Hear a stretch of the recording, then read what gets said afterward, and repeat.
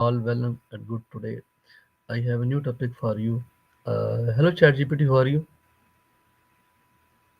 Walaikum assalam. Hear from you. I'm definitely ready for your new topic, so feel free to share it whenever you're set. Thanks. Great. Okay, ChatGPT. I have a new topic for you. The topic is that as learning from failure, turning setback into opportunities. Make. Okay, I have a new question for you. What are some common reasons possible people fail, and how can they learn from them?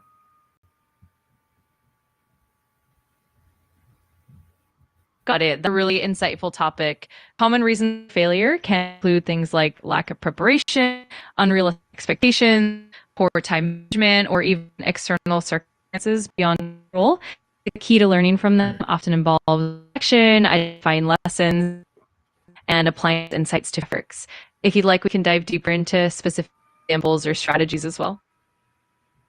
Okay, that's good. Okay, next. How can embracing failure lead personal and professional growth?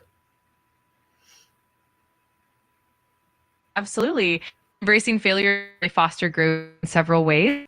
For instance, it helps build resilience and adaptability, encourages self-awareness and reflection, and sparks innovation and creativity. Over time, each setback can be a stepping stone toward greater confidence.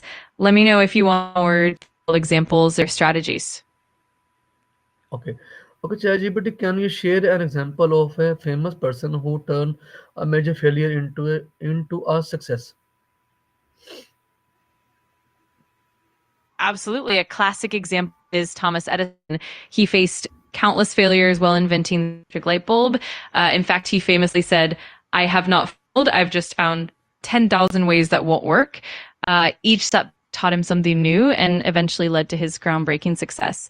It's a great reminder of how persistence and learning from failure can ultimately lead to major achievements. Okay, that's good. Nice answers. Okay. What are some strategies for maintaining residual after setback? Great question.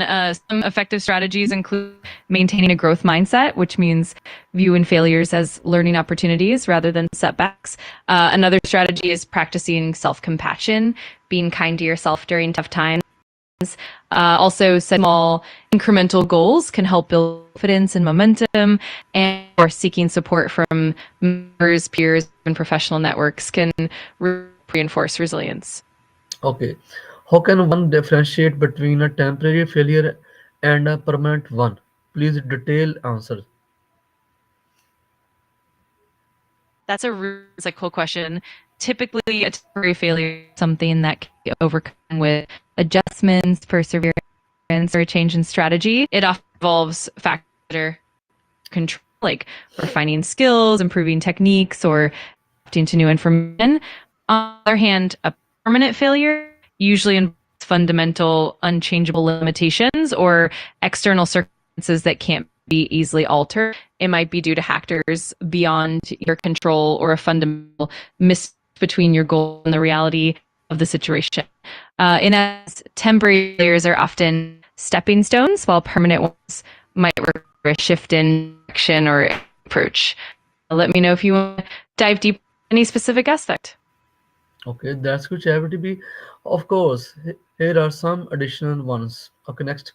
What role does mindset play in overcoming failure? Mindset plays a huge role in overcoming failure.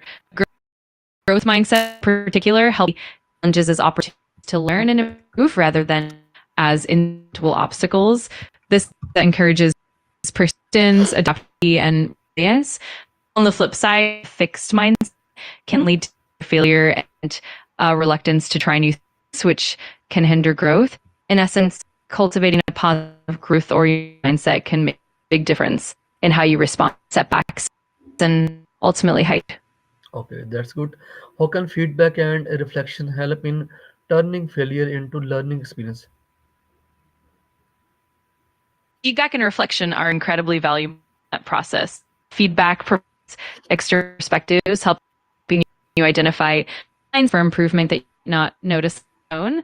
Reflection, on the other hand, allows you to internalize those lessons, analyze what worked or didn't work, and come up with actionable steps for the future.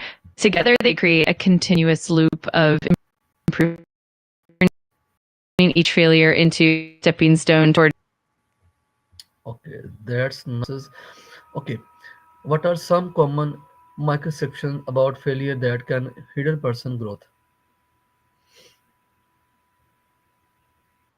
There are a few common misconceptions. For example, one is that failure equals incompetence, when in reality, it's often just a part of the learning curve. Another misconception is that failure, when actually most failures are temporary and overcome. Also, some people believe that successful individuals never fail, but in truth, everyone encounters setbacks. It's how they respond that matters. Finally, there's the idea that failure should be avoided at all costs, when actually embracing it can lead to greater innovation. And let me know if you'd like to explore any of these in more detail. Okay, ChatGPT, outstanding, mind-blowing answers. Okay, how can organization faster? Thank you so much. I'm glad you found the answers helpful. As for organizations, they can foster resilience and growth by promoting a culture that encourages experimentation, supports learning from mistakes, and values continuous improvement, providing constructive feedback, encouraging open communication, and creating safe spaces where innovation are also key. Over time, these practices help build a more resilient and organization. Okay, ChatGPT, thank you so much. Here are more questions on learning from failure, turning setback into opportunities. Deeply more practice and reflective, more reflective for the more efficient. Okay, what is the first thing a person should do immediately after experiencing a failure?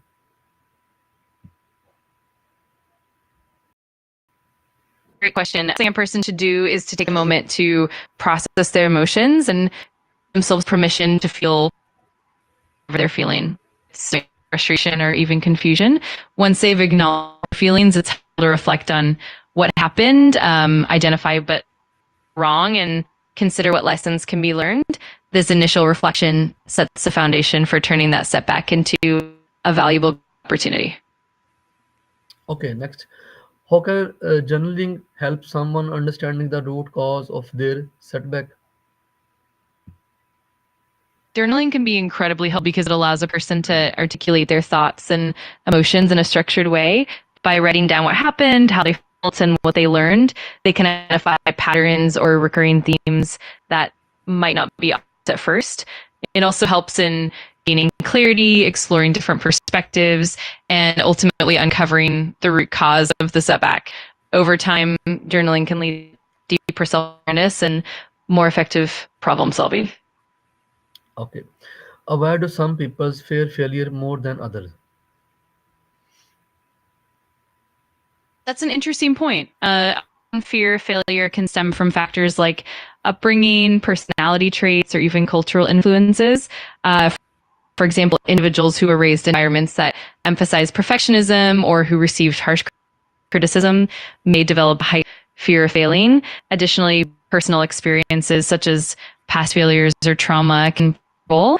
It can also be influenced by societal expectations, the pressure to succeed. Understanding these underlying factors can help in addressing and overcoming that fear. Okay, next. How can comparing yourself to other increase the chances of failure? Comparing yourself to others can definitely increase the chance of failure because it often leads to self-doubt, demotivation, and distorted sense of progress. Focus too much on achievements can forget our own path and progress. This comparison can create unnecessary pressure and make us more hesitant to take risks.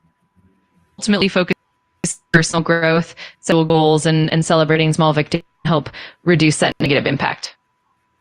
Okay, that's good. Okay, ChatGPT, are you agree? All the answers is correct for me. Absolutely. I'm glad you found the answers helpful. And I'm always here to dive deeper or adjust anything if needed.